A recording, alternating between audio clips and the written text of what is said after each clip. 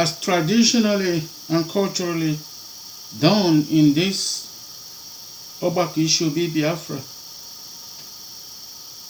Before I welcome all the viewers and greet them, let's first clean my hands to welcome Chukwu Okike. Chukwu Okike Abiama. I welcome you, AKWA, on your Eke Market Day. Welcome you on your Oria Market Day. Welcome you on your Afro Market Day, and welcome you on your Unko Market Day. See, and they say, Ise,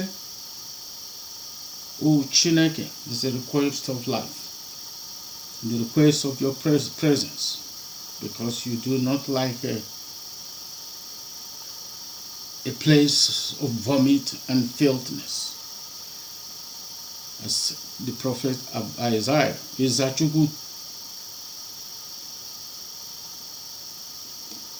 revealed to us in his prophecy a long time ago, which is now manifesting in our own very eyes.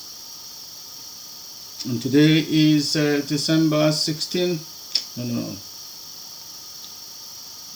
December 19, 2021, being Afonta. Afonta is the 2 days lacking Eke Market Day, which was a corn. Right before it becomes a Kidu Noba. You do. Ika.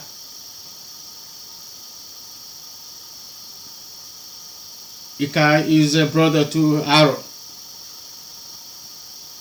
And all these brothers are from Chukwu. Therefore, they were asked. Ika was asked by Chukwu to take his covenant to the west and to the rest of the world. Igodomigod to the west. And the Eka is AKWA.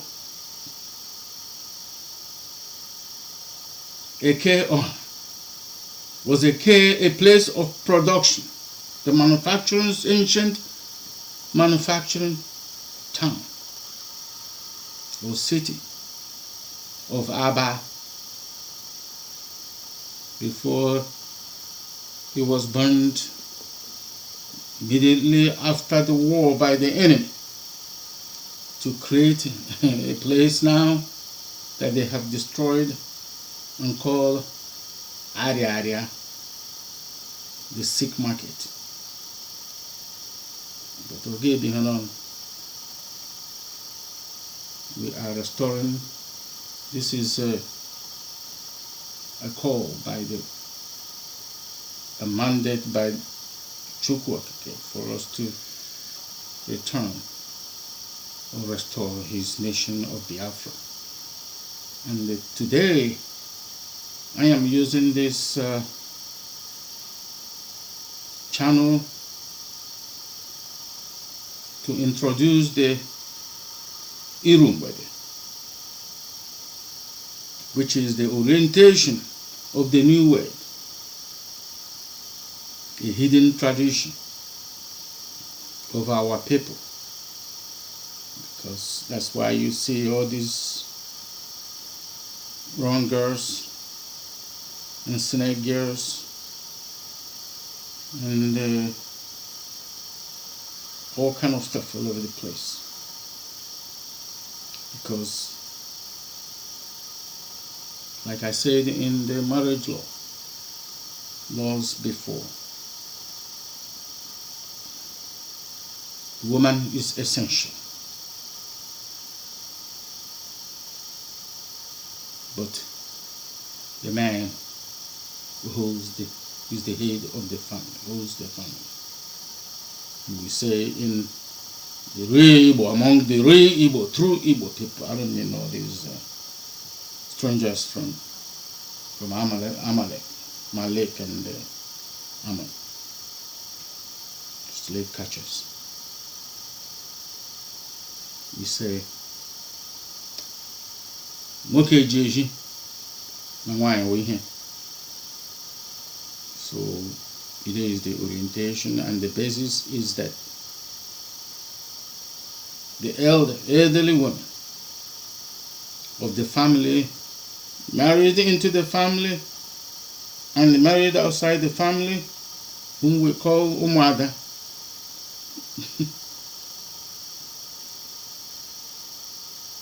Onusroku. These are the people who lead the orientation of a newly married woman, to educate them, to guide them to successful future marriage. And they are the people that lead and guide this process. And once after AKWA, or once at AKWA, that's when puberty. Start covering yourself to make sure covering your nakedness. The father leads the orientation of the sons, while the mother leads the orientation of the daughters. All members of the family play significant respective roles in the training process.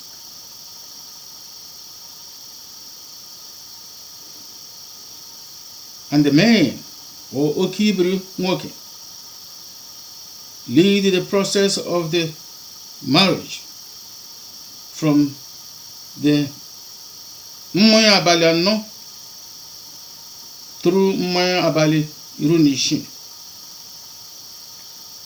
I refer you back to the marriage laws of the covenant. I think it was about Izuku 16 days ago, or a little close to 16 days ago.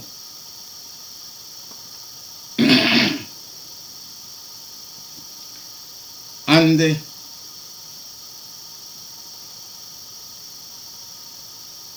ndị oke ibiri nwanyị, or great Ibiri woman, not a Hebrew, take over from there and to breed and groom the newlywed, to prepare her to be the full-fledged mother and full-fledged Ibiri woman, by teaching her the laws, treating her very like she's never been treated before with Uhie. Uhie is like a calcium-rich, it's like yellow or red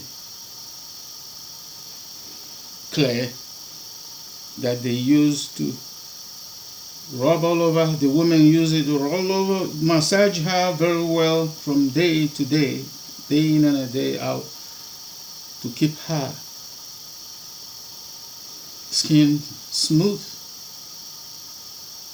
and give her the great bone structure to be able to bear a great, clean, spiritually clean and physically clean and strong and healthy Ibiri child.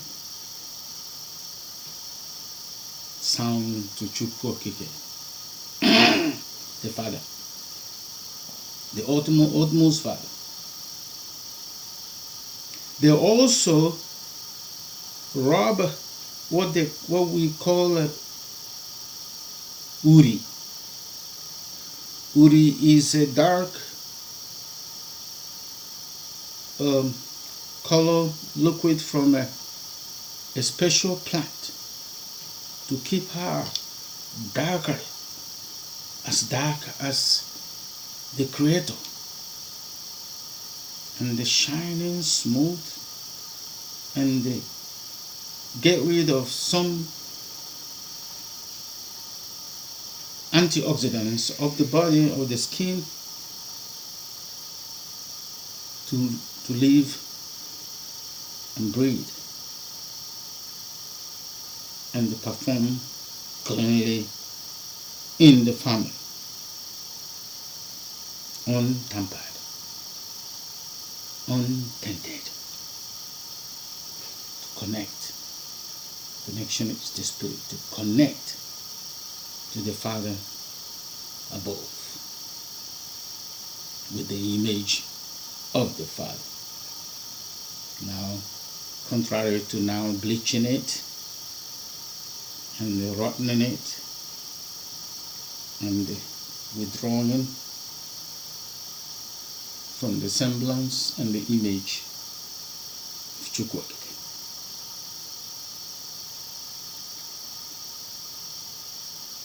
So, I will also, since this is a business of the Ukibri wine place, this Iru Mgbede is the business of the Ukibri wine. That's full-grown Ibri women. To avoid embarrassment, to avoid even getting involved in Ibizu, which is a period of uncleanness according to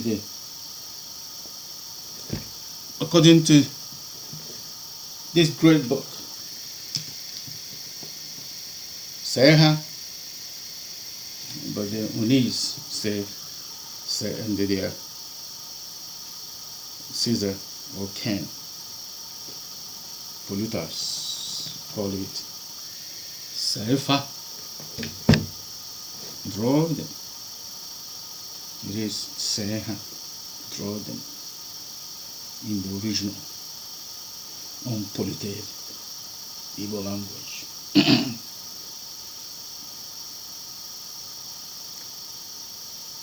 And it is from this book that we are deceived and abused and in bondage, kept in bondage. And it is from the same book that we're going to come out of the bondage. Remember, we are restoring Biafra, we're not creating a new nation. This is a cultural channel to restore Biafra so we can live the way in harmony with our Father in heaven, to save this earth from the existential threat facing it right now. Imminent.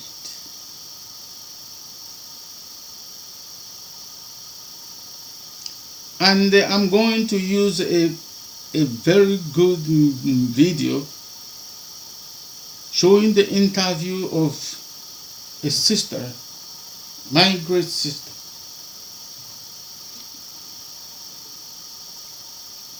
Shahrazad Ali, had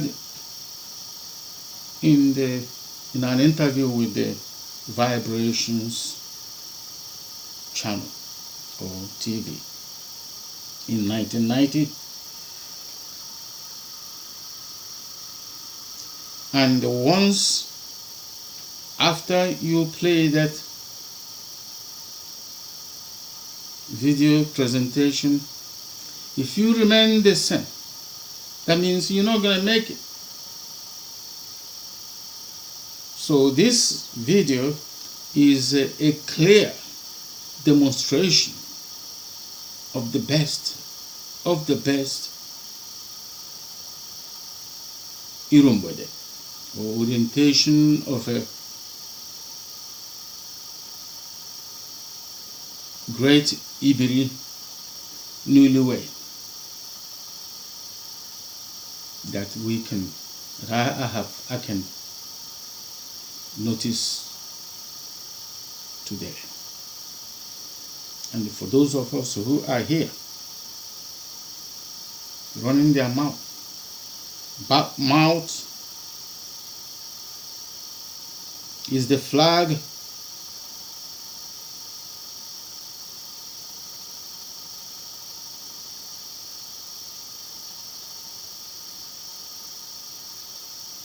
Mountain is a flag. You will see that the Belt Mountain is the flag that will keep both the newly bride or the bride and the bridegroom in check. That's a flag of that now both families of the female and the male wed, newlywed, or wed, or even UMU ADA, to come in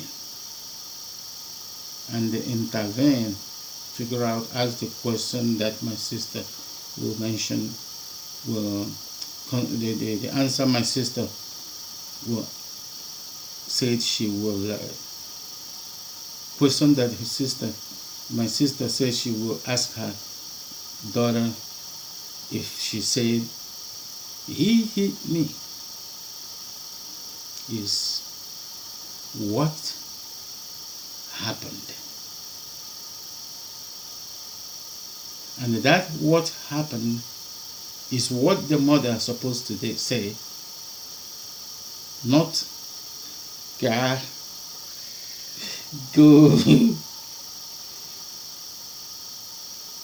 go on with your life, which is evil. Entertainment of the breakage of a family, which is violation of the seventh commandment, on the seventh day of creation. Thou shalt not break wedlock, and whosoever does that shall be put to death. That's how dangerous that should be. So you don't tell him, girl, go on with your life. Go separate way, go find another man that you can work with. But the reason for this is because the process and the guidance did not start from the beginning. From the process of the marriage through the process of the Iru Mgbede, because they were not educated. And when you say educated, people start talking about Caesar miseducation, Boko,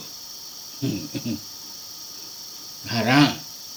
That's haram. That's what the Hausa brothers call haram.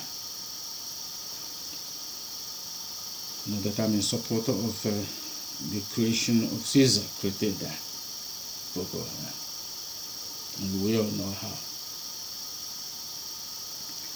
Now,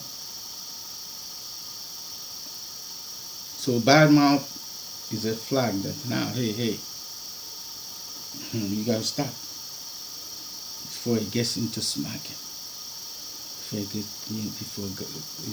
gets into breakage, before it start getting problem with the family, the children. You go out there and you have all kind of ufunedi, and you mix with IGBO, and you call him Chinedu, Chukwuemeka. No, he's not. Some people might say, oh, this is, he is so cold, he is so ignorant. Yes, so but it is according to that book that kept us here. And it's from that book that we're going back there. And it's by the restoration of the great nation of Biafra. Anybody who wants to castigate me for using my sister, Shazara, for example, you give me a better example. Now we take it. But this is it. If you taking it, this is the building block. This is where the rock. This is the rock where we build from. As the reference, is the baseline. If you can get anything better, any improvement, introduce it in this restoration. And those Biafran women in America, when you following your own of Onitsha and Chief Nwoke and the rest of the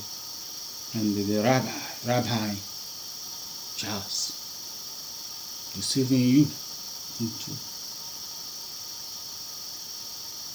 claiming that you are about women riot, getting credit from about women riot. We're not talking about Onitsha women riot. That's the truth. So when you're looking for truth, don't go and be pointing other people and not pointing yourself. I got my own. Well, point it, I'll take it. But this message is not mine. That you should know. And if you have problem with it, go to Eke and face the 10,000 brightness of his eyes times the brightness of the surface of the sun. And this book is how we're going to get out of this. And that's how the distortion of it. This is how we get here. The distortion of this, say, draw them. Like you draw Igodomigodo. The way you carve Mode di Igodomigodo at the Abak.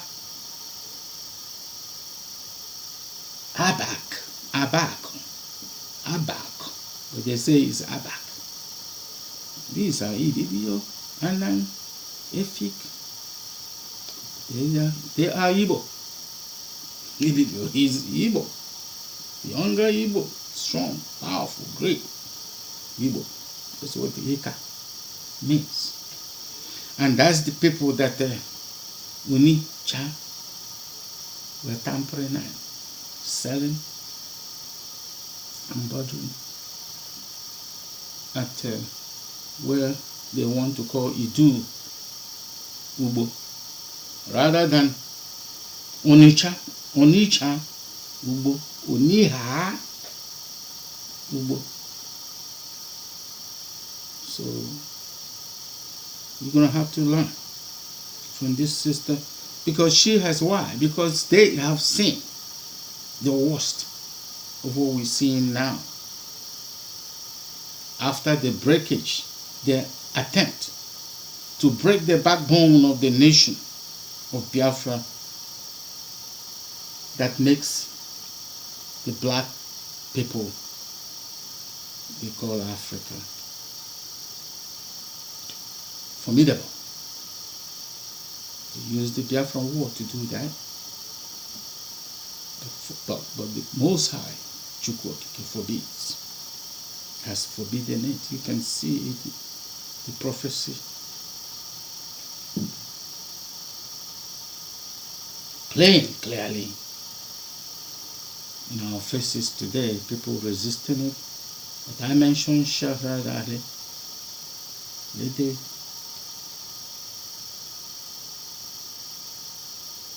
Lady Onis and sultans and their emirs and their warrant chief slave catchers.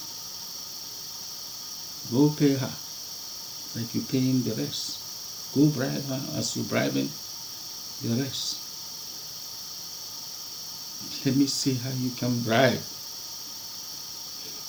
all their followers. at the 4 locations of the world. And let me see how you're gonna escape that reparation. Go pay them. Pay everybody that all their followers. You dodging reparation, go pay them. Pay everyone. Pay them to go to the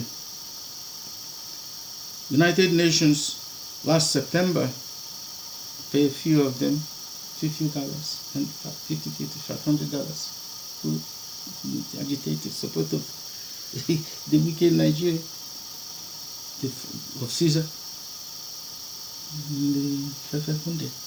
Think about paying these, Hillary Clinton called them seaweed.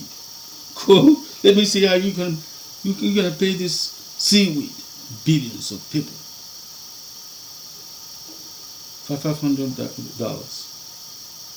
Mind you, some of our people now that are looking pale, you call white. White it out. You watch the White It Out series in the internet. If you, next minute now they take it off, like they did the science agenda to eliminate or exterminate black people. I send it to the Idu women, the fake, you know, Nietzsche, American woman. And a few days later, it was like taken out. What a coincidence! It was taken out of the internet, saying, "Oh, it's unavailable." Whatever. It has been there for the last, I think, probably up to 10 years or more. Since 9/11, I think it's about 2011 or so. It's been there before I saw it.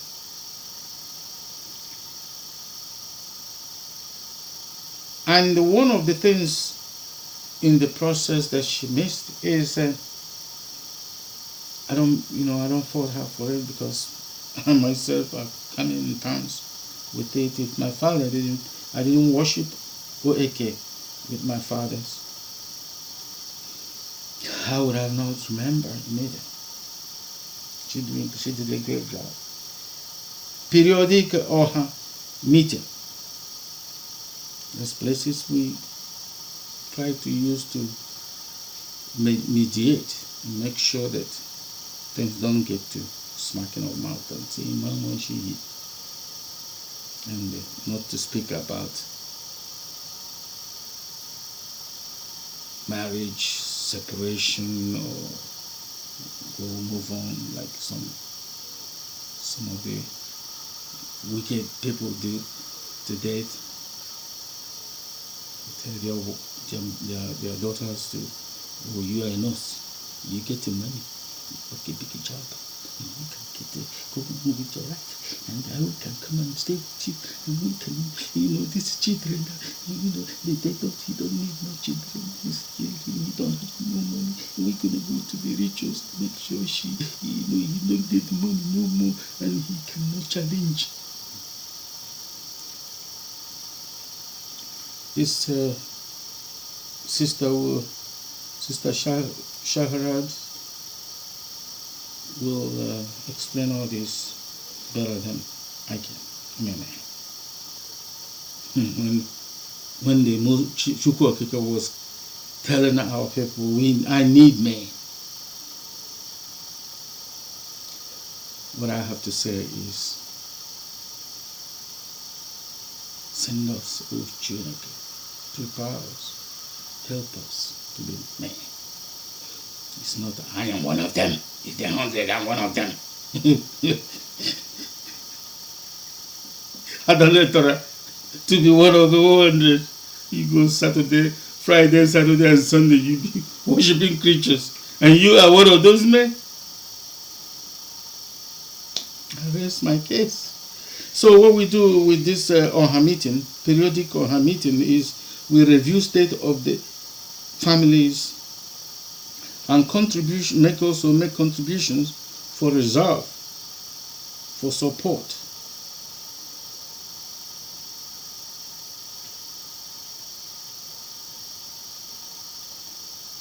And this is what we do.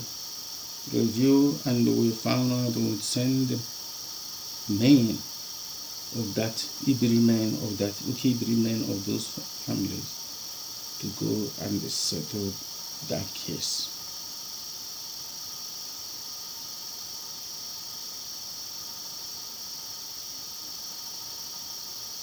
And this is how they get their federal reserve. But does it work that well? No. It works from the family, top, bottom to top, and not top, bottom. Top, bottom doesn't do no good. Because you cannot go and enforcing this law, imposing your enforcement on the people, on other people. You enforce it on your families and your own nation. Anything outside that nation is uncivilized. So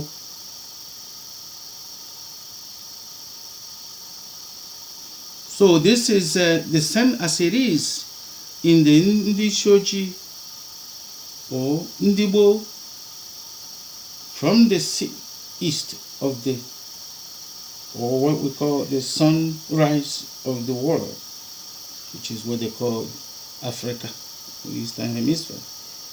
So is it with the people of the Odinanyang before Columbus.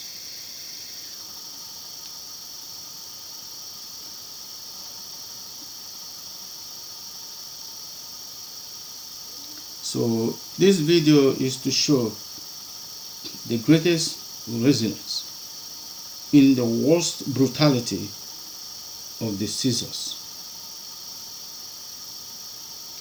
With this, enjoy your video, because I have gone longer than I thought I will. I will split it, one half before and one half after, or I may have to do it to leave this in front and the video at the back for you to watch. It is longer, always longer than I thought, because this is like Bob Marley sang one of his songs. He said, "Is a 2,000 years of it is 2,000 years of history." How can you wipe it out so fast? So with that, I say, Abiyama, bless all of us, lead us and guide us, and keep acting and do like he says.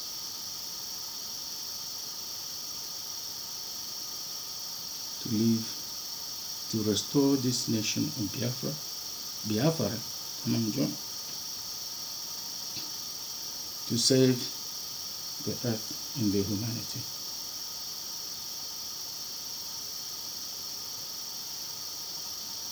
I am only human. Nana. My real name my mother gave me was Mother Uchuku. A human in flesh. For those of you saying you're going to be Jesus over black people. Sorry. No one in flesh can save. Not even the spirit. But only the Creator who created this earth can fix it.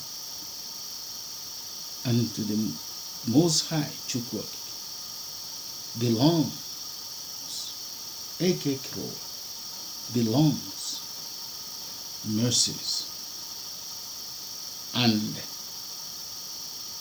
forgiveness, as well as salvation. I'm only a student from the studying at the College of Team Admin, including Glut Chubu Eke, to see the life of the day. Bokot. Team Bokot. They talk about, they call it, the Arab who had the Timbuktu. The Timbuktu is Arab university long time ago. No. Team Bokot. Team Bokot. Not Timbuktu. And giving the credit to the Romans, the Edom, the Arab yesterday. The 2,000 years of history, and with this, we all be blessed and be salvageable through this enabler, which is the word of Chukwokike. This word is going to give us Biafra, and this word is going to save the humanity in the entire world. As in Ise,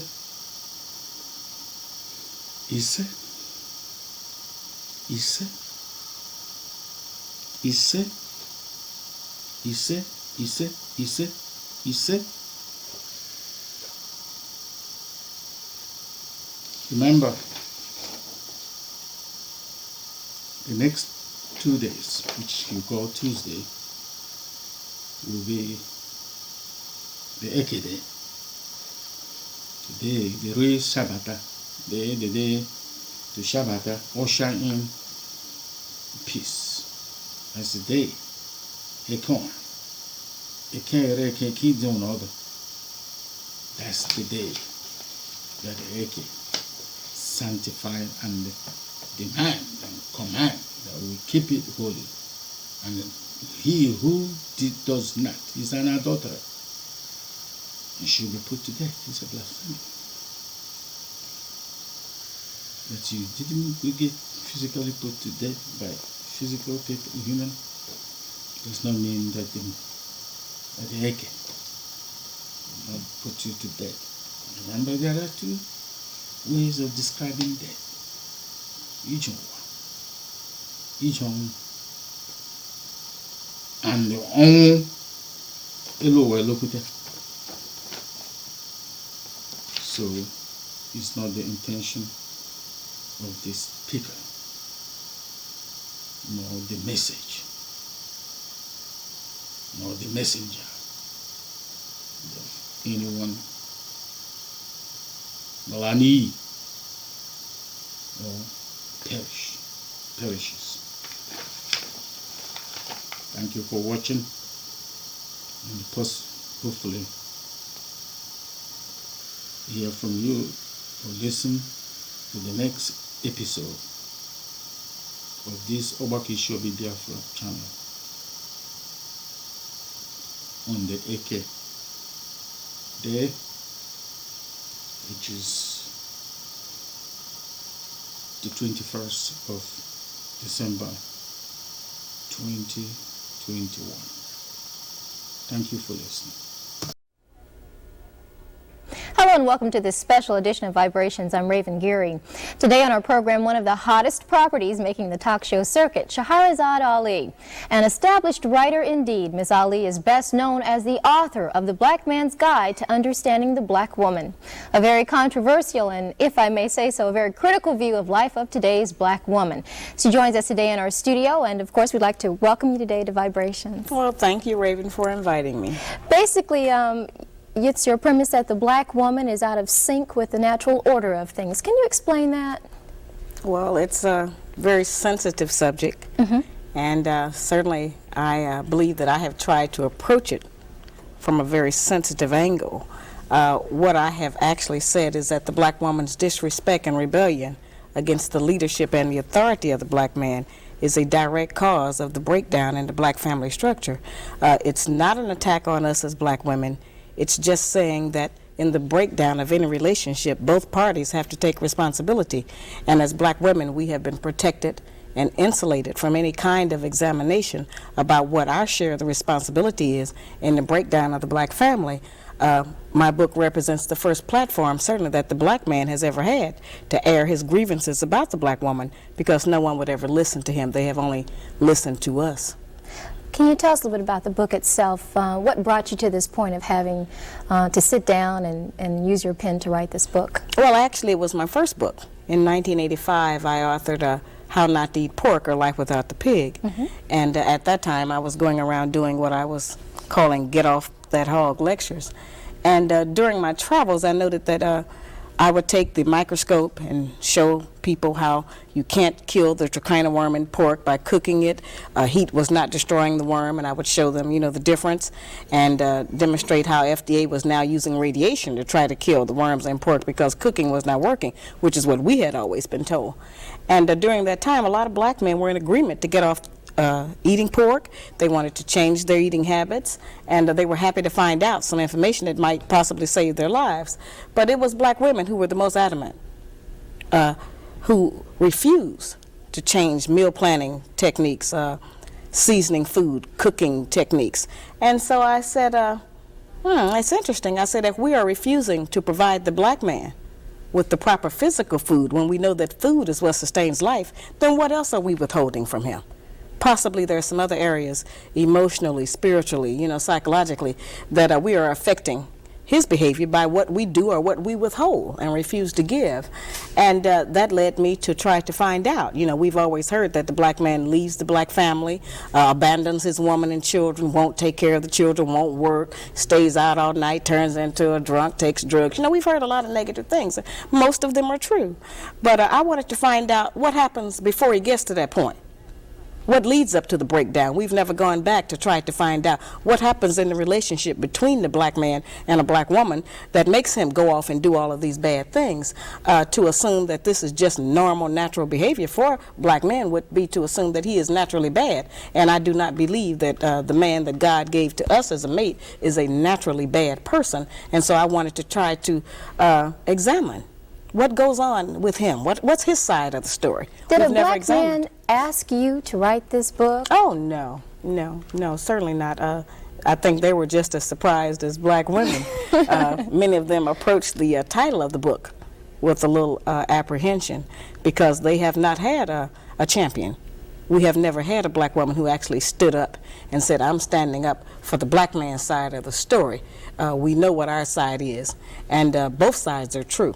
We have done some very dreadful things to each other. And I don't exonerate black men, which is kind of a misconception that people have. I just say that we know his side. What about our side? And we do have a side. We have adopted some wrong standards. We are judging our men many times by the wrong value system. We are using his children sometimes against him. We have been told that the only benefit that a black man provides in a home is money, and if he does not give us money to take care of those kinds of financial provisions, that he has no value. And what my research has proven to me is that a black man, any man in any home, provides much more than financial support. The man provides guidance, instruction, discipline for the children, which we sorely need in our black homes. He provides gratification, fulfillment, protection. I mean, there are so many other values, and these values are the ones that are missing in our children today, which is why many black children are in the street, out of control themselves, disrespectful, don't have any regard for anyone. And most of us are scared of them, and everybody else is, because nobody has a way into them to try to gain any control over them. So I maintain that a return to traditional family values, certain clearly defined gender responsibilities for black men and black women in running a home and a relationship will help us to produce a better child. And if we produce a better child, certainly we'll have a better future and a better nation. And saying all of this, and as calling yourself a champion and having, if I may say, the courage to write this book and stand by it, you've caused a stir. This book is very controversial. What are you hearing from public reaction? Well, I don't think that it's an issue among black women about whether or not the book is true or not. The issue is that I was not supposed to tell. These are inside secrets and things that we have never let our men know about. And many times what is that we say? He can't handle me. where many times he can't handle us because he doesn't know what it is he's trying to handle. He doesn't understand what motivates us. We have become very adept, many of us, as being able to do something right in front of his eyes and then convince him that that's not what he really saw at all and that it didn't happen. And so we've kept him kind of confused. Excuse me, do you realize that there are many bookstores, and in particular black bookstores, that have refused to carry the Black Man's Guide to Understanding the Black Woman? I think that that's been overblown.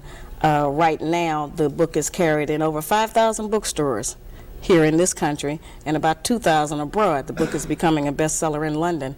And to date, we only know of 2 bookstores in the entire country who refuse to carry the book. May I tell you that there is at least one in Tallahassee? There may be, but they're lost if they're doing that.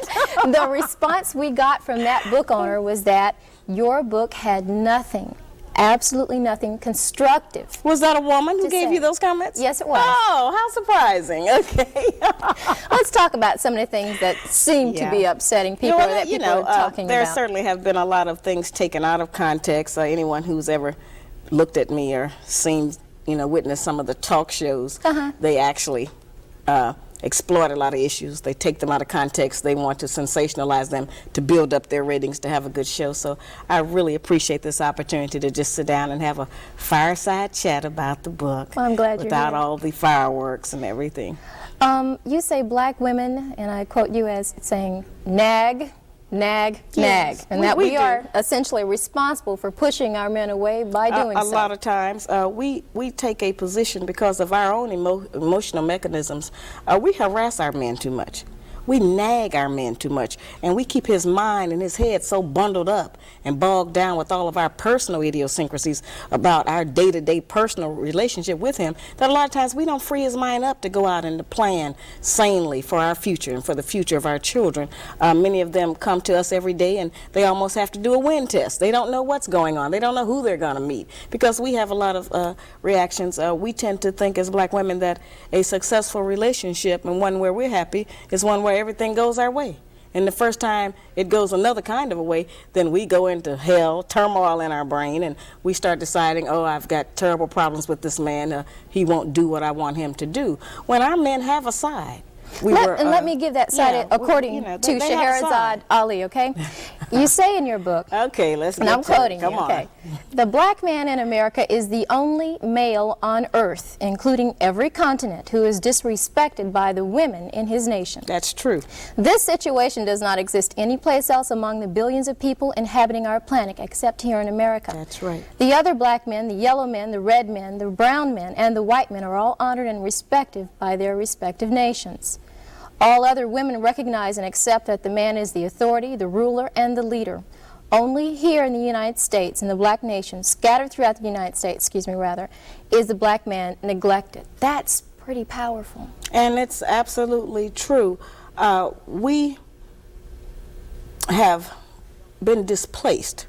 A lot of us don't really understand what slavery actually did to us and how much psychological trauma it did to us regarding what our proper roles are with each other, what our responsibilities are as man and woman in our various communities and relationships. We have never been debriefed from slavery.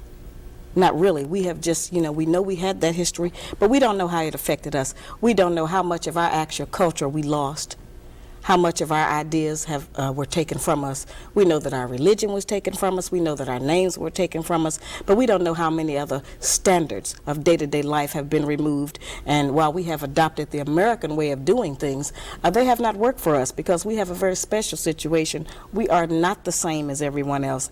And a lot of the people who want us to pretend that slavery didn't exist or to forget about it, they've never been a slave. So they don't know what we're going through. They don't know what this has done to us. It has made us as black women insecure. Why not? If that's true, why not take up for us? Why not write something that says we need that? We've had everybody to take up for us, and we've always had books about black women, how great and how strong we are, and we are that. I'm just saying that we have used our strength in the wrong direction. We have used it against our men instead of standing up for them. And if we start to support our men and to speak a good word for him publicly, then so many people won't be able to come against him and tear him down. And he won't have to feel so frustrated, and he won't be outside away from us looking for peace of mind with women of other nationalities, because we actually want our own black man. We need him back in our homes, and we want to have one. We're just living in a culture where they're trying to convince us that not only do we not need a man, but there's some other options to having one, and those options mainly are celibacy or lesbianism. There's an old saying that says, charity begins at home and spreads abroad. And Absolutely. in your book you say that we are not bringing up our daughters and our sons in a correct manner to respect their fathers. No, we're not. Unfortunately, as I say, since money has been used as the measure, many times if a black man does not have money to give us, we won't even let him see his children. We won't let him spend any time with it because he does not give us whatever the child support is. And I'm not saying that we don't need money to raise a child, but I try to explain to black women that raising a child consists of much more than feeding, clothing, and sheltering it. That's maintaining one. To raise one, you need a return of the parental coalition of the father and the mother to put the proper values into the child. Many of our boys, when we raise them alone, they grow up with the female emotional mechanism. They are suspicious, they are doubtful, they're disrespectful of womanhood, they are bitchy, they can't make a decision. And many of our girls who grow up in a home where there's no man present, they go out into the world and try to mate. They don't have any idea how to live with a man day to day, how to prepare a proper meal, how to be a mother, how to just be in love in the home. Most of what our people and our children especially have learned about how you have a relationship, they learned off of television. And television doesn't represent our needs. And so a lot of the confusion has come, from outside agencies that we have not recognized just how detrimental it has been to us as a people. Can I play devil's advocate for just a moment? Well, I wish you wouldn't, but I know you must. Go on. What if I am a good wife, his home is clean, his kids are fed, I'm making sure they're well educated, I help them with their homework, I'm a good lover in bed, I help him with the finances, and I say, look at that, he still took a walk. Well, that's something else that's been confused about my book. I advise black men and black women, I certainly tell men that if you are with a woman who you have been with for 5, 10, 15, 20 years, 6 months, 2 weeks, whatever it is, and that woman refuses to cooperate with your ideas, does not want to get with your program of right, whatever it is, then I tell those men, get rid of that woman and get another one. And I tell black women the same thing. If you are with a man that you cannot be in agreement with, then get rid of him and get with a man that you can be in agreement with. If the man you're with is not treating you the way that you want him to, and you feel that you have put in enough time to demonstrate your commitment and your sincerity of efforts to try to make the relationship work, I don't tell people to just stay in that relationship. I'm trying to teach us that we waste a lot of time being angry with each other and being dissatisfied in relationships. Get out of it and get with one where you can be happy. You say that the black woman would like to be a clone of the white woman.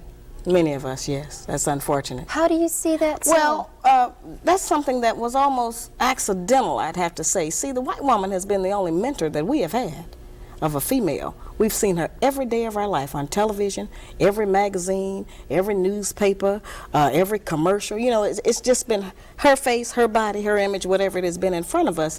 And so today we have the results of that. We have black women who are trying to dye their hair blonde, who are wearing blue and green contacts in their eyes, who wear tons and tons of layers of makeup, who have changed their voice, who have hair weaves so they can have flowing long hair blowing in the wind, like Brooke Shields or somebody, And so that's been an accident. And as a result of us doing that, we have also adopted the women's liberation movement goals of wanting to be liberated from the man and have some kind of pseudo-equality, when while that may be true of the white woman and her plight with the white man, that's not really the black woman's business, because we haven't been under the control of the black man for over 500 years. So what do we have to be liberated from him from? But is there something wrong with trying to make yourself look better or more appealing? Well, it depends on what standard you're using as being the goal of looking better. If we think to look better is to put on a ton of makeup and have blue eyes, then there's something wrong with that. But if we think that to look better is to certainly get a better spirit in our heart and to work every day to become a better wife, a better mother, better friend, better sister, then those values and attributes alone will make us more beautiful than we are now. How do you feel about the fact that many people accuse you of wanting to see the black woman at a point of submission? Is that where you want to see a black woman in the 1990s? Well, it depends on how you define submission. Those words have a tendency to have a negative connotation for us because of how they were used against us during slavery and what we connect them to. But actually, the kind of submission that I'm referring to just means cooperation and agreement. I don't think that anybody could say that I represent a woman who is subjugated in any kind of way. I don't think that anybody could say that my personality sounds like some man has me somewhere crawling around on the ground or walking 10 paces behind him. So I'm not representing that. I'm representing strength. I'm saying that we have a lot of power. We have power to make heaven and hell for our men. And I'm saying, let's try making heaven. Let's try to build him up.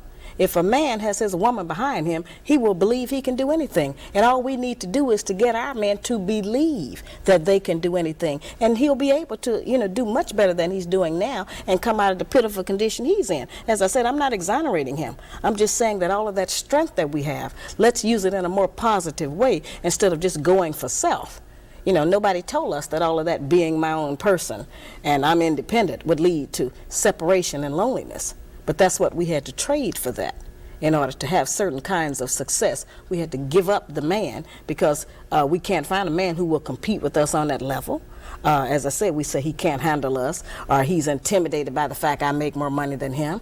I think that by judging our men on how much money he makes, we have lost a lot of good men. Because as black women, if we decide that all of us are going to just determine whether or not we're going to have a man based on how much money he makes, then won't none of us have no man. Because most black men don't have no money. There are many men Not a lot of money. There are many men out there who don't want a woman. That's absolutely true. Who is not gainfully employed. That's just true. Works both ways. And one of the things that I have always explained about that, Raven, is that for my lectures, which I do all over the country so I can give black people some ease and take some of the hysteria out of our communities that the book seems to have caused, I have security guards. Not because of black women. We're going to do just what we do. We're going to fuss and we're going to cuss or do a little something, But I have it because of black men. Because the black man's guide to understand the black woman puts the black man on point. And it reminds him what he has allowed to happen to his woman and his family. Many black men become intimidated. They don't want to take responsibility for their women. They don't want the challenge. They don't want to be put on point. So they become overwhelmed. And it's them that go off. That's why I have security. Because most men know that this book puts the black man on point. It just talks about what slavery has done to the black woman, but it's really telling him what he has allowed to happen. Let's go back to the book for just a moment. According to you, there are 3 types of black women. Yeah, they overlap a little bit. Can you define it just very briefly for us? Well, we have, I kind of number them, I think, as 1, 2, and 3, and I would call them lower class, middle level, and so-called upper class, and we certainly have to acknowledge that we have those levels in our society. We see them every day. That is not a put down to recognize that we have a lower class woman who perhaps lives on the street, who is an alcoholic, a bum, who is outdoors, who is subject to abject poverty as because of a lack of education and proper training and personal hygiene and other kinds of information. She exists, and we need to reach her and try to raise her up differently because many of these women have children, and we have to be responsible for them. We have the mid-class women who are the number 2s, and they're kind of average. They try to do better than the lower level. And then, of course, we have the number 3 class, which is the so-called successful, black woman who is tripping about the fact that she generally has a big job and a credit card or something, But don't you want to see black women accomplish something? Yes, I absolutely do. But if we can't accomplish saving our race, then we have not made an accomplishment. We are looking at our man become endangered. He's already endangered. Over 60% of us are single, widowed, separated, or divorced as of last year. And so we're not together. And there is one monolith in the black community, Raven. If we don't reproduce children, then our nation, our race is going to die out here. And so we sometimes tend to look at black men and say, yeah, they're in this bad condition, and we act like they're going to die out and we're going to live on. But that's not the way it's going to go. If the black man dies, all of us are going to die because he actually is the backbone of our nation. We can't produce a baby by ourselves, and going into other nationalities still just erases, our nation. And I'm trying to get us not to do that. You have problems with interracial marriages. Yeah, I'm not for that. Well, because of the fact that I think that God made a male and female of every nationality so that they could mate and reproduce. And I think in our particular case, a lot of us try to run to what I call race denial by trying to marry into other nationalities to try to get away from our own heritage. Many black women do that, and certainly many black men do that. So I'm trying to get them to get back together and stop trying to marry and go into other races and infiltrate them with some of the nonsense that we bring as a result of our sad slavery history. What if a woman says to you, well, I was alone, and he came to me at a very vulnerable point in my life, whether he's Hispanic or from the Middle East, or he's Caucasian, white, and Caucasian, doesn't matter. And she just says, he came to me at a very vulnerable point in my life, Scheherazade, and he's good to me, and he takes care of me. It's not necessary for people to confess to me. I tell people all the time, I'm not taking a poll. This book is about self-examination and personal development.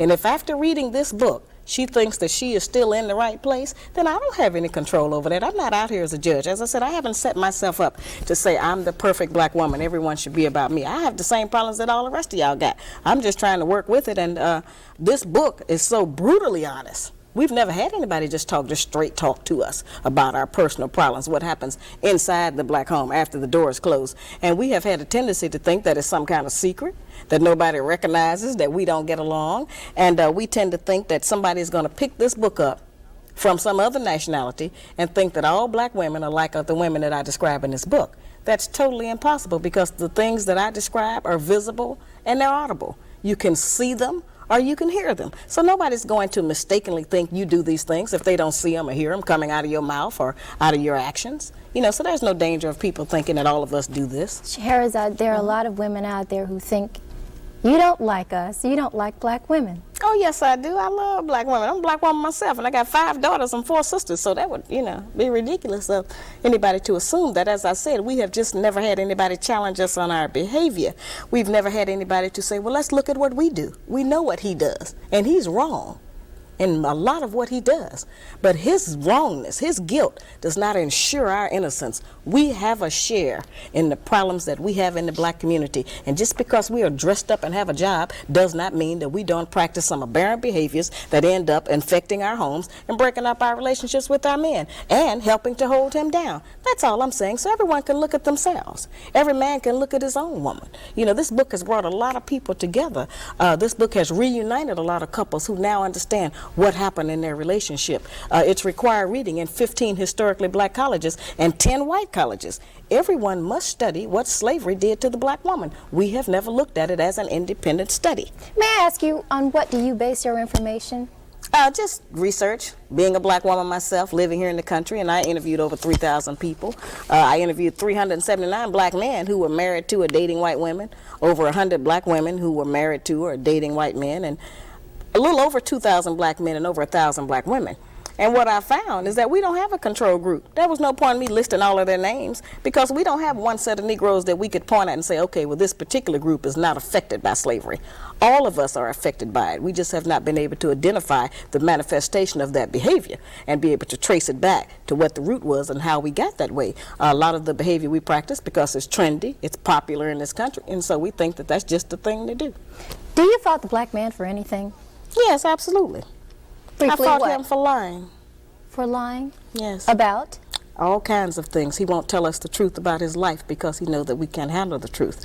And so he will lie to us about his activities and his life because it preserves the peace for him, he thinks. But we know that lies don't build a relationship. They create doubt, suspicion, and fear. And then we exhibit those behavior traits. And fear in the female is always translated as hostility. And so, see, it's a locked-in circle that I'm trying to get us to look at, how these things are connected and what they produce. A lot of the anger and frustration we have at each other is really not even at each other. It's about our conditions. It's about something that's almost been genetically sent down through our womb because our men were not able to protect us. They were not able to keep the slave master from snatching our babies out of our womb, to allow us to have food or clothing. A lot of different kinds of things that happen to us that just make us tremble. They make us frightened.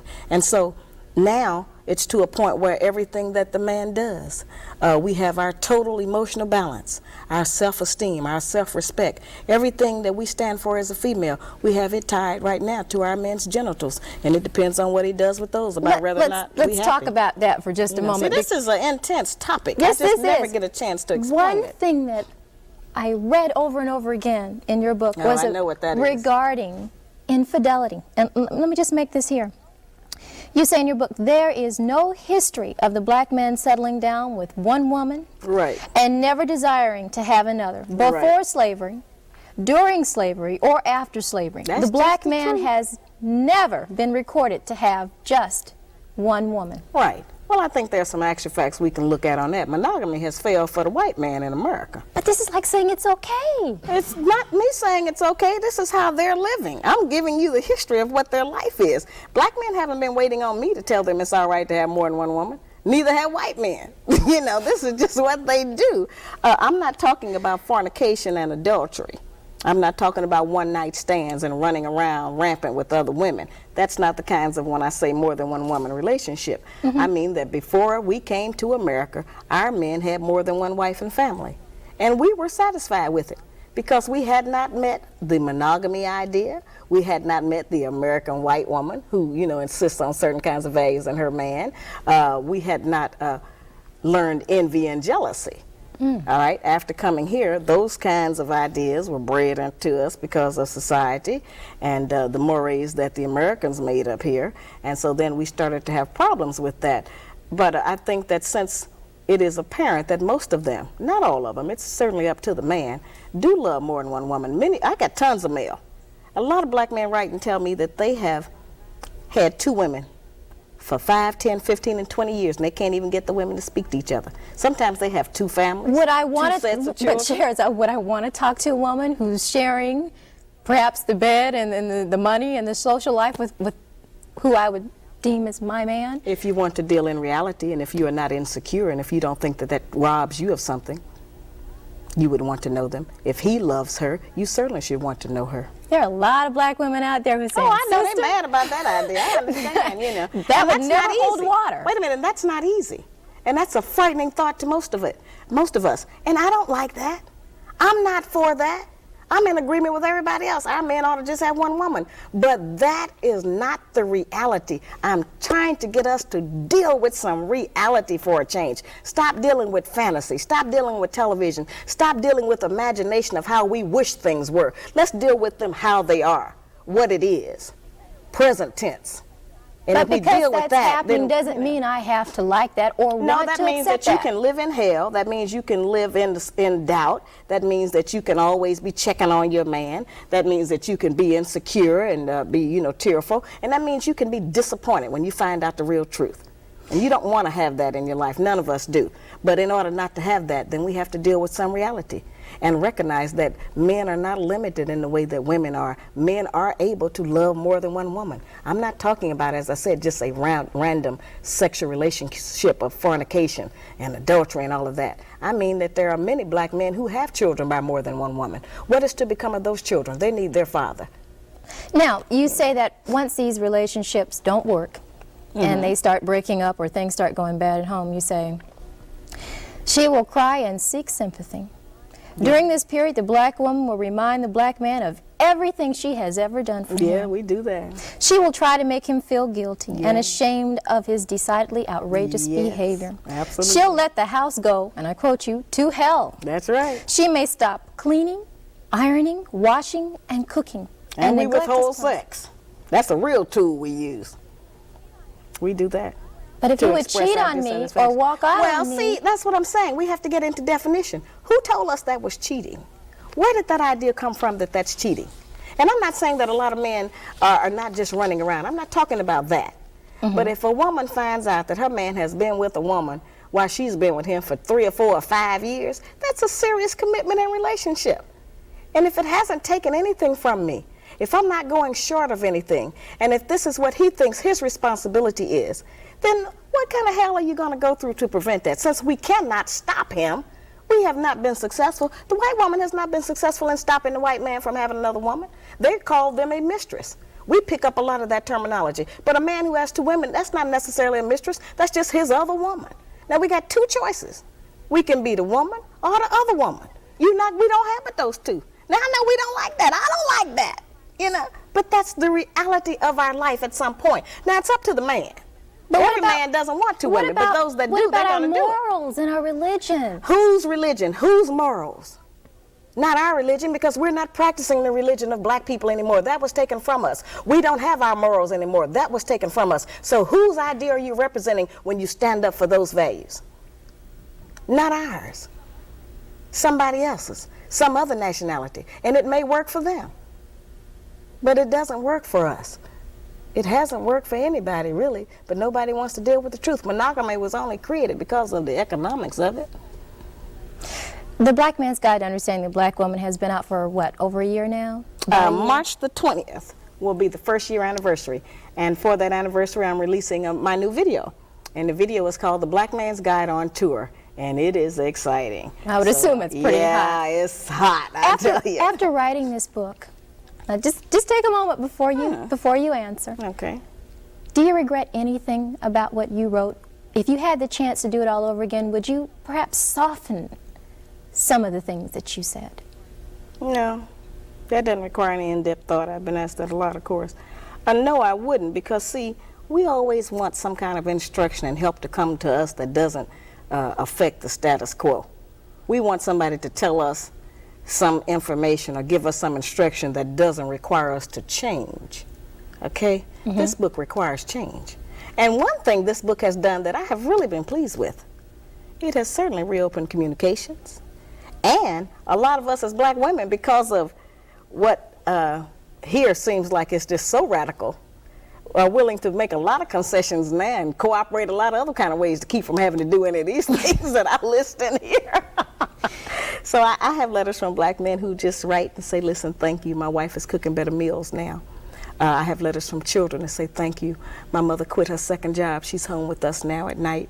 I have had black men walk up to me on the street in New York and reach out to shake my hand and say thank you and just burst into tears and say thanks, hey, I thought I'd never live to see the day. Not to jump on your case or anything here, but just to say in defense, how many of those women are afraid of an open-handed slap in the face? You've been accused. You know, that's a terrible thing. You have been accused of advocating violence. No, see, that's a misconception. I'm trying to stop violence in the black community. Now, we know, Raven, that domestic violence is at an all-time high in the black community. Black men currently are kicking us, blacking our eyes, knocking our teeth out, stabbing us, shooting us. They're doing a lot of horrible things to us. All right, so what I'm trying to do is to put some direction on that. One of the problems we have is that we don't know that change happens in degrees and stages. So if we just tell our men don't hit women, they're not going to do that any more than they're going to say no to drugs. You know, that doesn't work in that way, just to give that kind of instruction. So let's first put some controls on it. Let's get our men to recognize that they don't have to go off and brutalize us with their fists and hit us with weapons and kick us in the stomach and hit us in the breast. But it's okay for him to hit me with his hand? Wait a minute. I'm saying that if I can stop black men from kicking and shooting and stabbing and stomping black women and get them to just lightly tap us in the mouth, I will have saved a lot of lives and preserved a lot of families. What kind of logic is that? Well, they're not going to stop doing it completely. Now, let's deal with the reality of the statistics.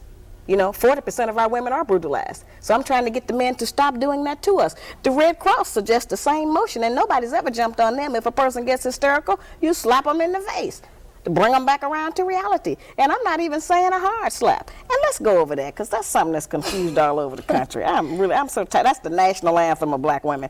Now, at first I thought they were really upset, but I think it's been kind of a smoke screen. They're trying to use that to get black men not to read the rest of the book. Okay, this is what it says. If the black woman is brutalized repeatedly, the relationship will fail, and the black man will possibly be arrested and charged with cowardly abusing a woman. This is not the goal. Make no mistake about it. No black eyes, no punching in the stomach, the breast, no stomping, and no uppercuts. Analyzing the options available to the black man when the black woman's mouth, verbal abuse has been proven to be just as violent and harmful as physical abuse. When her mouth becomes uncontrollably disrespectful, they total only a few. He can walk away from her, leave the house, get drunk. We know men do that. He can go to his other woman and complain. He can quit the relationship, leave the woman. He can try to argue back and lose. Nobody can out-argue us, okay? Or he can seek counseling or sympathy from friends. Now, those are the only options any man has when a woman is running off at the mouth to him.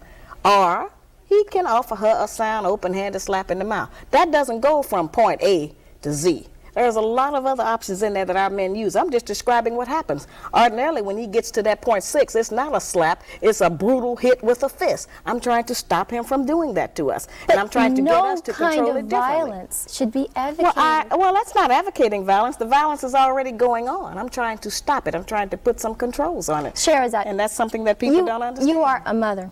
Yes, I have 12 children. How would you feel if your daughter called you at 2 a.m. in the morning and said, Mom, he hit me?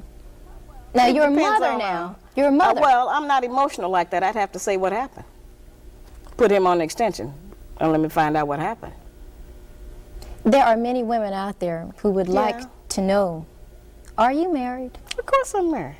Yeah, now you know I'm being with a man. I'm not ashamed to say I need a man. No, I need a man. I'm one of those with men. I had to have a man. I am not ashamed of that. My first husband died in 1985, unfortunately, of a heart attack. And I have a new husband now. And I've given the children to him, and we're raising them. And he's a very beautiful man. He's not afraid of me. He's not intimidated by me. And he knows me, and he has read the book. Okay? He is in agreement with my campaign. And all of my sons are in agreement with this. I have 7 sons, and they are very beautiful and very talented. And it's very interesting to see how, as a result of me teaching them differently, the girls that come there, they don't run the same game on them. You know, like they can't come into our house with the mini skirts on. Mm-hmm. They can't come in with the skin tight clothes on. You are Muslim, may I add that? Oh, of course, okay. But I'm not teaching our people religion. Okay. They already failed that course. I wouldn't dare try to teach black people religion. But does that influence the way you Islam influences your everything that goes on in the black community, because that's what we were before we were brought here as slaves. So yes, it certainly has influenced my life. Can I jump back? It's not a book on religion, and I don't bring it into it like that. I want to jump back for just a moment. You said there are 3 kinds of black women. Where do you fall? Probably somewhere, the categories overlap, probably between the 2, 3. And how do you criticize yourself? Well, as I said, I work every day to be a better wife, better mother, and I have not said I'm perfect. You know, I'm a victim of all of the things just like all of the rest of us are. And I don't say that all black women do everything in my book. None of us have lived long enough to do everything in the book, but all of us do some of them. And every time that we do them, then it serves to break up our relationship and run our men away from us, when that's not really what we want at all. We really want him to run toward us. But sometimes we function in such a way that makes him be outside looking for peace of mind with somebody else, because we withhold the peace because we're mad at him about something, you know. I go around trying to tell black women, if one of the things we can do for our men is just smile when we see him coming, you know. If you get with these ideas, the first thing it'll do is relax the muscles in your face. You won't be so uptight all the time. It'll make you beautiful. What are you teaching your daughters regarding to this philosophy? That to be able to judge things on an unemotional basis, to try to go by the actual facts of what is presented to you instead of how you feel about it. Our people in general have a problem distinguishing between actual fact and opinion, and we think we have an option to reject the truth based on how we feel about it. And the truth doesn't change just because we feel a certain way about it. It remains the truth. So I teach them that. Is this book semi-autobiographical? Oh, absolutely not. Excuse me. Absolutely not. No. But doesn't the average person that write a book, there's a little bit of him somewhere in what I'm the writer here. You the TV host, and writers do not do that. You can write about anything you want to. And the only thing I regret is that I didn't write the Black Man's Guide to Understand the Black Woman Part 2, because there's some more. This is just all I put into one book. But I'm coming out with the Black Woman's Guide to Understand the Black Man in 1993, probably. Well, I will tell you right now, there will be a lot of ladies. Oh yeah, we return money every day. They're trying to buy it already, but I don't have it ready. The most profound question, perhaps, that I can ask you right now: do you believe in what you're writing, or are you a very astute businesswoman making a buck? Well, I believe absolutely in what I'm writing. I wouldn't come out here and go through what I have to go through around the country every day, and I could be in a different city every day of the year. The demand is just that great. I read an article in Emerge magazine the other day. People have been writing in about my book as a result of an article they wrote a few months ago. And the editor put a note in the magazine, in the front of their magazine, that that's Emerge magazine now, that's supposed to be black people coming out and so forth, they put a paragraph in there that said, we have been still getting letters on Shahrazad Ali's book, The Black Man's Guide to Understand the Black Woman, but we're not going to publish any more of them because we have decided that the book has made enough money. I thought that was the most ignorant remark. So I told my secretary, get him on the telephone. So I got that nigger on the phone. I said, has IBM made enough money? Has Nike, Reebok, AT&T? Why don't you go tell them people that they made enough money? You know, that's so silly that our people take an attitude of wanting to stifle someone else's success. The part that you mentioned in regard to me being a successful publisher and a female entrepreneur, absolutely. I have a great deal of insight about the publishing industry. I did this by myself. And you would think that somebody would want to do a story on that side, since obviously I know how to put together a successful project and carry it off into the second year now. But they don't want to deal with that, and they keep saying I've made enough money. And nobody even knows how much money I have made. They don't know what my responsibilities are. They do know I have 12 children. You know, but I thought that was such an ignorant remark for a black person to make, when all of the people who are making money off of black people in our community, where it's not benefiting us at all, it's not helping us to grow or to change or to be better, and they never get addressed, they never get attacked, but they keep saying to me, you know, that I have made enough money, and they don't even know how much. The irony in this is that you said you wish you could see more black women taking more interest in the home. Well, you are a businesswoman. You're traveling all the time. Who's cooking your husband dinner tonight? My husband travels with me a lot of the times. You all just don't know who he is because we can't let that out. No, he's with me a great deal of the time. I have a strong family, extended family structure. I have sisters, and my children are between the ages of 5 and 26. Now, if that 23, 24, and 25-year-old don't know how to take care of the children when I'm not there, then I have failed. But I haven't, because they do know how to carry on until I get back, you know. Have you met any one black woman that you do admire, who you think has done an excellent job? I admire a lot of black women all of the time. Marva Collins. I just made a huge donation to the Marva Collins Preparatory School in Cincinnati in memory of my mother. I've donated to a lot of organizations around the country, you know, to help black children. Mostly that's what I do. I don't donate any money that's going to be used for administrative costs. I don't do that. But if it's going to go directly to the children, I do that. A lot of black women. You know, we've done, as I said, I represent that great strength that we have. I admire you for what you're doing. It takes a lot of courage to bring me in on a television show and let me just talk. A lot of people wouldn't do that. Thank you. And I wish you success in your career. Thank you very much. After I'm gone. Shahrazad, do you have an opinion of the white woman? Just that she's been an influence on us, and that not intentionally, she's just living her life. She didn't tell us to copy her, you know, but the way the society is set up, we have copied a lot of her ideas, and a lot of the standards she sets for the white man, we have tried to set them for the black man, except all of the things that are required for a man to have to meet those prerequisites, our men are kept from getting. You understand? So it's really a messed up situation, and so we make demands on our men that they just can't produce. You've been on the talk show circuit for quite some time now. 10 months. Do you find that even journalists and the highest degree have trouble remaining objective when they talk to you? Yeah, most of them. In fact, what they do is on the newspaper interviews, they sit there and they're so nice. Oh, they're so wonderful. And then I leave town, and then I get a copy of the story in the mail. Oh, God, they roast me alive, you know. You write some pretty powerful stuff. It must be hard to even go in an airport. Oh, sometimes. Well, it certainly has allowed me to be recognized. You know, people, because I wear these crowns, you know, they recognize me in a lot of places. But most of the time, which is a story which has never been told, there are so many black women who love me. There are so many black women who, in fact, next week I'll be going to Baltimore. And there's a group there called the Black Women's Consciousness Raising Organization or something. And it's a black women's group of 250 black women. Professional women. They have invited me into their convention to be the keynote speaker. May I got black women all over the country who are in support of this project. In fact, I just gave that lecture in Miami, and the man who invited me in was 78 years old. He said he thought he'd never live to see the day that the truth was told about our women. You know, he's a 78-year-old black man who is still in business. He invited me in. Most of the people at the lecture were women. Most of the people who bought 2 and 3 books for their sons were women. Most of the people that bought books for their daughters who were getting married were women. You know, so it's been distorted of who actually is supporting this project. We have 30 million people out here. About 15 million of them have jobs. about 7 million of them can read or have disposable income to buy a book. And I haven't reached the market that I intend to reach in order to actually get this message to penetrate into our communities.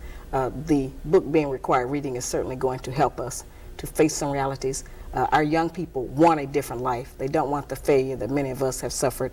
They have seen that this has not worked for many of us, and they want something different. They want to find out why they can't get along, why their mating techniques are failing for them, and why they're so frustrated, why there's so much game and nonsense in it. And this book will help them to do that. Scheherazade Ali, it has been a pleasure, may I say, to have you today on our program. Can I just add something for just a moment? I had the opportunity to have lunch with you today. Yes. You are a very personable individual. You Absolutely. are sweet. They just tried to make me a monster on television. But can I say that if I didn't know about this book, on a first impression of you, I never would have thought you'd have written that. Well, you may not have. Many of us have some talents that our larger communities can benefit from. You know, if I had met you somewhere, I might not have realized that you were a very popular and dedicated talk show host. I wouldn't have known that until you told me what you do. I believe that the message I'm trying to bring to my people is a message from God. I think that the only way our people get any message or information from God is through the people, and that this is a very important work I'm doing. This is not a game to me. It has a great emotional drain on me. People come against me with a lot of negative ideas. They come hard. They bring all the force that they have to bear, and I have to stand up under that. How do you deal with that? Well, I don't internalize. I don't let it go in. I expected us to have an emotional reaction, and I know that when you have a revolution of social change, the first reaction is emotional, but those people settle down. And so if I have to be the brunt of that in order for them to get to a better life, in order for us to have a better child, then I just have to take that. And of course, my own man has to absorb a lot of what I bring to him. Sometimes, every once in a while, somebody will get through, and they'll say something that'll, just be so penetrating, say, wow, listen at that. But I just don't internalize it, because I know that it's not me they really want to attack. Mm-hmm. They really want to just not have to take responsibility for their behavior. They don't want anyone to say that's wrong, because most of the negative practices we have, we've been doing them so long, we think that they are right. And so we don't want anybody to come out and say, you're doing that wrong. And we certainly don't want our man to say, that's right, you are wrong. Has this been worth what you've had to go through, Absolutely. being accosted in airports and Absolutely. practically blessed out on television shows? Anytime I'm accosted in the airport, it's because somebody wants an autograph or they want a book. I mean, I've had an entire basketball team in LA, they want a book or they want an autograph, but it has not been negative. And certainly, as I said, we can always dwell on that one issue in the book that people try to bring up that's negative about violence. As I have explained, that's not what I was trying to do. And that certainly keeps people from understanding the rest of the book, which is calling on us as black women to bring some of that backboning strength that we have, some of that monumental dedication to the black family, back to making a family. A family is more than a woman and children. A family is a father and a mother and children. You cannot deny, however, that there are many black women who have decided, for whatever reason, to go it alone and are successful in raising children who are not on they're not drugs. Successful. Yes, wait. Let me just make my point now. Who are sending their children to college, that's not who success. run a good home. I keep trying to explain that. Feeding and clothing and raising a child and making sure it's not on drugs and it goes to college, that doesn't guarantee that child any emotional success in their relationships in life. That just means they may be able to get a job. See, we have to look at even what the success standard is that we're talking about. That's not necessarily success. That doesn't guarantee us success. If we can raise up an emotionally stable child, one who knows how to carry on our black nation, who knows how to be a good mother, and still perhaps contribute to the outside community, if we can raise up fathers who take responsibility for their children and who know that their presence in the home is a needed one if we are to survive, there are a lot of other things more important than us just getting a college education and a job. That does not guarantee the success of a nation. That guarantees a personal financial success, which is not the only thing that we need to revive our black nation. Let's talk about the future just briefly. What's up next for you? The video the Black Man's Guide on Tour, which is coming out March the 20th. And hopefully by Christmas we'll have it completed. I'm working on a prototype of the Shahrazad doll. And the Shahrazad doll is going to be a little doll with a little lady with a little crown on, and she'll be holding a little Black Man's Guide. And when you punch her on top of the crown, she'll give you a positive message. I love that. When I thought of that, I sat straight up in the bed. But she's going to do that, and I've been asked to come into the elementary schools more now.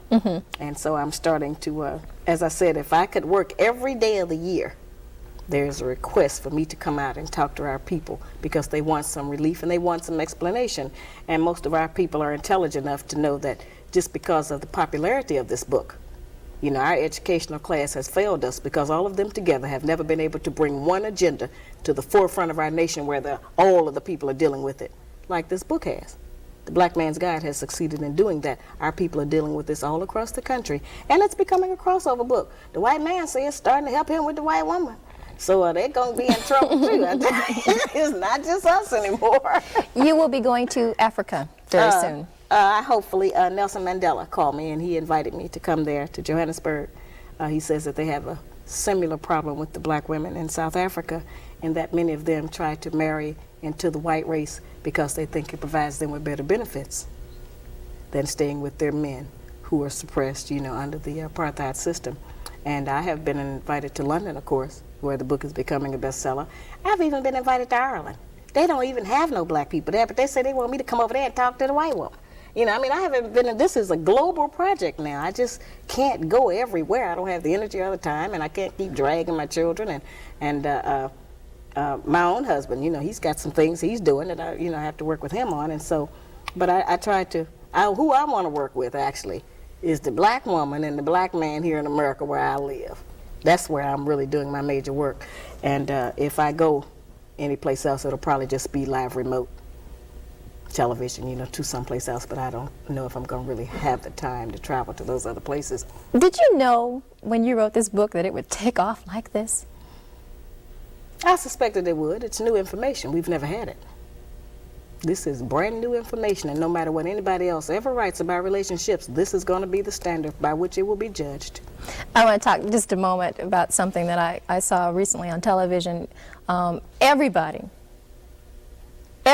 has taken the opportunity to make their poke at you. Oh, yeah. Did you see, by chance, the skit that was done on In Living Color? Yes, I saw it. What did you think about that? Well, you know, the phone started ringing off the hook. People were calling me from all over the country to tell me, did you see Living Color? And nobody knew how to react, you know, because they didn't know what my reaction would be, and they didn't know if I was going to go off, you know. I can walk around with a loaded gun sometimes, so they didn't know, you know, if it was going to be in there.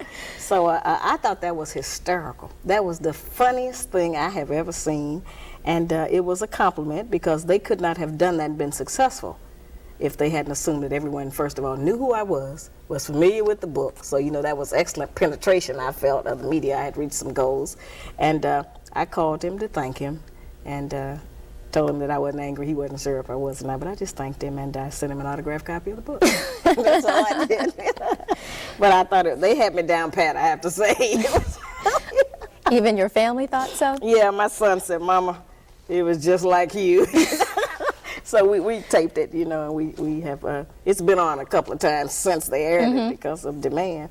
And we have it at home, and it's certainly one that we get out a lot of times when company comes if they didn't see it, and we play it because it was so funny.